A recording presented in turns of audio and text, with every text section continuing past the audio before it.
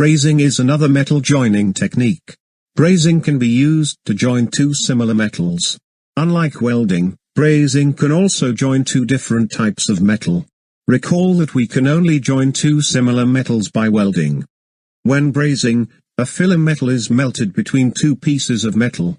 The filler metal acts as a glue that holds the pieces of metal together. Brazing is different than welding because it does not melt the base metals. Base metals are just the two metals being joined. Instead, brazing only melts the filler metal.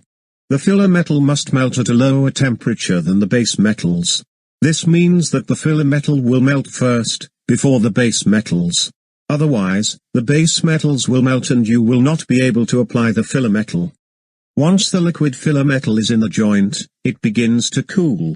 After the filler metal cools in the joint, it becomes a solid and permanently combines the pieces of metal. Recall that this change from a liquid to a solid is a state change. Much like welding, brazing is not suitable for many non-metals. Non-metals such as plastic and wood can melt and catch fire when exposed to high heat. That is why we do not braze non-metals.